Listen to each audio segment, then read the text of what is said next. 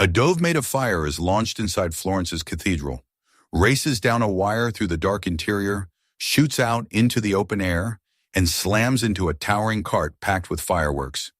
Seconds later, the square between the Duomo and the Baptistery erupts in smoke, sparks, cracking explosions, and cheers. It looks almost impossible, half engineering stunt, half medieval ritual. And that is the mystery at the heart of Easter in Florence. Why does one of the world's most elegant Renaissance cities celebrate one of its most important spring festivals by setting a giant wagon on fire in front of its most famous church? This festival is known as the Scoppio del Carro, the explosion of the cart, and in Florence, it is not a side event or a tourist show added later for spectacle. It is one of the city's oldest and most recognizable public traditions, unfolding in the shadow of Santa Maria del Fiore, with Brunelleschi's dome above, Giotto's bell tower beside it, and the octagonal baptistery facing the square. Few celebrations unite Florence's layers so completely. Medieval legend, civic pride, Easter ritual, street theater, pyrotechnics, animal pageantry, and local memory all meet in one charged morning. And this is exactly what makes the festival different. It is not only watched, it is inherited. The story usually begins in 1099 during the First Crusade.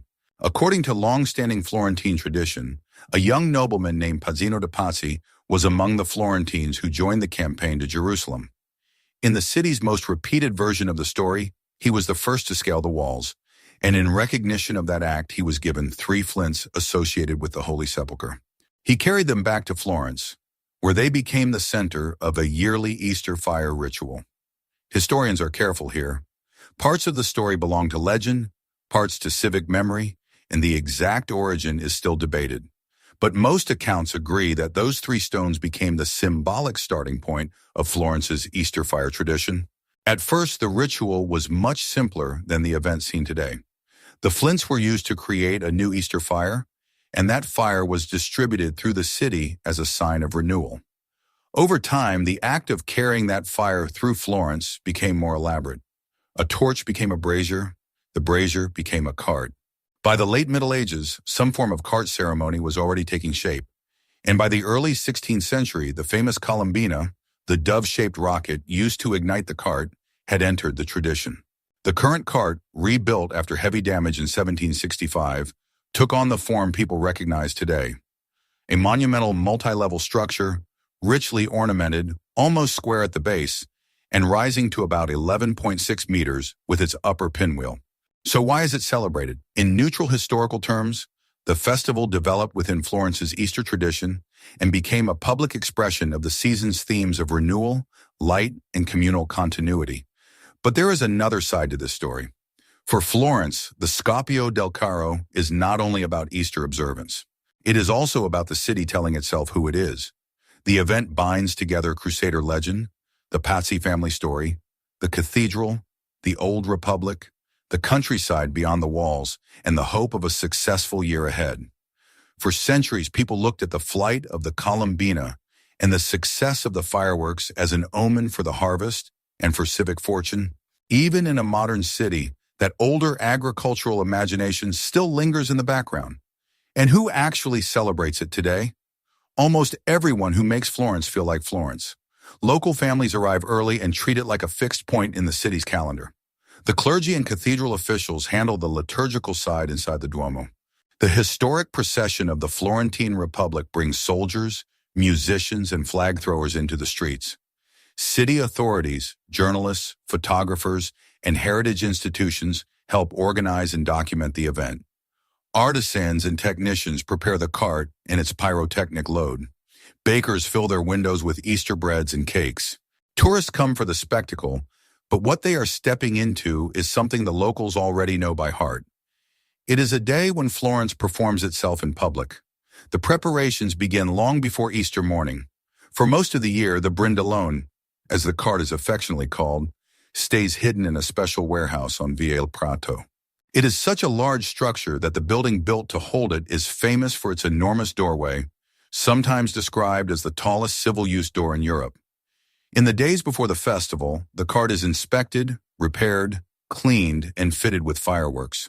Floral decorations are prepared for the oxen, historical costumes are readied, Security barriers and camera positions are planned. By the time visitors see the event in the square, a huge amount of invisible labor has already happened behind the scenes. Yet most people never notice this part, and without it, the entire ceremony would fail. The city's Easter mood builds through food as well as ritual. In Florence and across Tuscany, bakery windows begin to signal the season before the festival even arrives. You see handmade colomba cakes shaped like doves, their tops crusted with almonds and sugar. You find pan di ramazzino, the soft Florentine buns scented with rosemary and studded with raisins, a taste with medieval roots that traditionally appears around Holy Thursday. In the wider Tuscan Easter table, there are also quaresamali, light alphabet-shaped cookies from the Florence and Prato area, and regional Easter breads like schiacciata di Pasqua. So even before the first drumbeat, Easter is already in the air, in the smell of sweet dough, citrus, rosemary, and fresh coffee drifting from cafe doors into cool spring streets. There is also an important sequence that happens before the crowds in Piazza del Duomo see anything at all. On the night before, at the Church of Santi Apostoli, the historic flints associated with Pazzino's legend are used to kindle the Easter fire. That fire is then carried forward into the next stage of the celebration. This matters because the Scoppio del Carro is not simply a fireworks show placed in a religious setting. It is a chain of linked actions, with each part connected to an older story and an older route through the city. A small church, a set of stones, a procession, a cathedral altar, a steel cable, a wooden cart, and finally a public explosion in the square. The whole event feels improbable until you realize every step depends on the one before it. Then Easter morning begins, and Florence changes character. At dawn, the historic center still holds a kind of quiet tension. Shop shutters start lifting, street cleaners finish their final passes. Police barriers and viewing zones define the main space around the cathedral. The light is pale and cool on the marble facades. In another part of the city, near Via El Prato, the brindellone is brought out from its storage place. Seen up close, it is less like a modern float and more like an upright wooden machine from another century, decorated with gilding, heraldic symbols, and a framework designed to hold fire. Nearby stand the oxen, white and calm, already adorned with flowers and garlands, as if the city is preparing both for a parade and for a controlled act of chaos. By around 9 in the morning, the square around the Duomo is already thick with people. Good viewing spots disappear early because everyone knows the same thing. The explosion of the cart may last only minutes, but the buildup is part of the experience. Families lift children onto shoulders. Visitors lean against barriers with cameras ready. Locals position themselves with the confidence of repetition. There is a low, continuous sound made of anticipation, multilingual chatter, footsteps on stone, and the sharp test beats of drums somewhere beyond the crowd. The marble of the baptistery glows in the strengthening light. The cathedral doors pull attention inward, but all eyes keep drifting back to the open space outside, because that is where the day's great mechanical drama will land. At about 10 o'clock, the procession begins moving from the Prato area toward the historic center. The cart does not rush. It advances with ceremonial slowness, pulled by 2 pairs of white oxen decorated with flowers, escorted by around 150 members of the historic procession of the Florentine Republic. Musicians, armed figures, and flag throwers frame its progress. The effect is striking because the city around them is unmistakably modern, yet for these moments Florence appears to turn itself back into a republic of banners and symbols. Drums echo through narrow streets. Bright fabrics catch the sun. Metal details flash. Residents and visitors line the route as the brindellone rolls forward, tall enough to feel unreal against ordinary buildings. The costumes are part of the retention power of this festival because they make the morning readable at a glance. Velvet and brocade, deep reds, blues, creams, and civic colors move against the neutral stone of Florence. Standard bearers carry banners marked with the city lily and historic coats of arms. Drummers in period dress give the procession weight and pulse. Some participants appear in armor, others in ceremonial civic clothing, and the whole cortege creates a visual bridge between pageant and public memory. Nothing here feels accidental. Even the oxen are decorated with care, their floral garlands softening the force of the wooden cart behind them. Fire, animals, flowers, cloth, bronze, stone, and smoke. Florence stages all of them in one line of movement. At the same time, another symbolic route is unfolding. From the Church of Santi Apostoli, clergy and dignitaries process toward Piazza del Duomo, accompanied by city insignia and the Pazzi family flag. This parallel movement matters because it reminds you that the festival is built on convergence. One line brings the cart, another line brings the fire. One route comes from a storehouse in the physical world of wood, wheels, and oxen. The other comes from a church in the memory of the three flints. Florence does not explain this to the crowd with signs and loudspeakers. It simply performs it. And that is where things become more interesting, because the festival's meaning is carried as much by choreography as by words. When the Brindellone finally reaches Piazza del Duomo, it is positioned in the open space between the cathedral and the baptistery, a spot sometimes called the Spiazzo del Paradiso. Here the square becomes a stage set with almost impossible symmetry, the cart facing the cathedral, the crowd wrapped around the edges, and above it all the marble geometry of Florence's most famous buildings. Inside the cathedral, a pole is set up before the high altar and connected by cable to the cart outside. That line is the hidden backbone of the entire event. Most spectators know the explosion is coming, but the real suspense lies in the mechanism, because everything now depends on a single moving spark traveling cleanly from interior to exterior, from ceremony to spectacle. The Columbina is the star of that mechanism. It is a small dove-shaped rocket, and historically the dove symbolizes the Holy Spirit, but on a practical level, it is also a brilliantly theatrical fuse. At the key moment during the Easter Mass, it is lit from the Easter fire and sent whistling along the cable from the high altar through the nave and out toward the cart in the square. The distance is long enough to feel absurd, roughly 150 meters according to some descriptions. And that is exactly why the crowd loves it. Florence has turned ignition into narrative.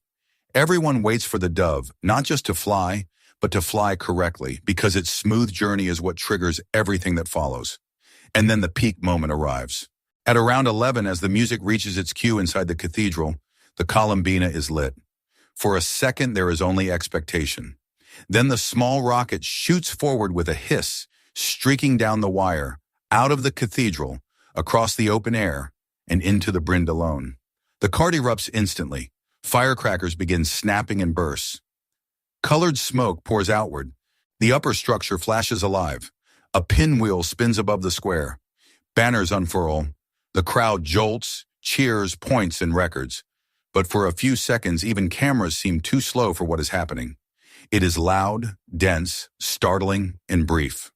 The kind of event that feels older than modern entertainment, because it still depends on real suspense. From the outside, it can look like pure chaos, but the visual language is actually very precise. The Brindellone does not burn away, it performs. Fire runs through an arranged system of pyrotechnics placed across its decorated frame. Sparks trace lines across wood and metal. Smoke changes the color of the whole square, turning white marble and spring sunlight into a shifting haze. The pinwheel at the top gives the explosion vertical drama, while the lower bursts keep the cart alive from base to crown. Some descriptions note that 3 banners appear from the cart's upper section, including the Florentine lily and the Pazzi family arms, a reminder that even in its loudest instant, the event is still speaking in symbols.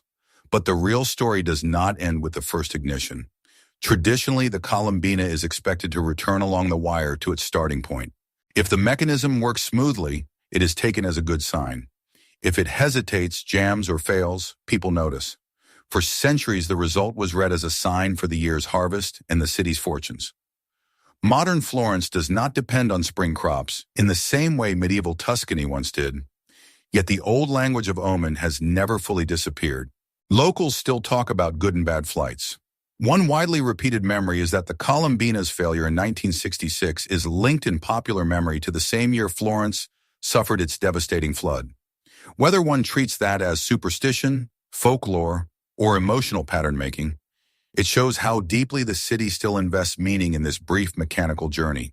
There are other lesser-known details that reveal just how specific this tradition is.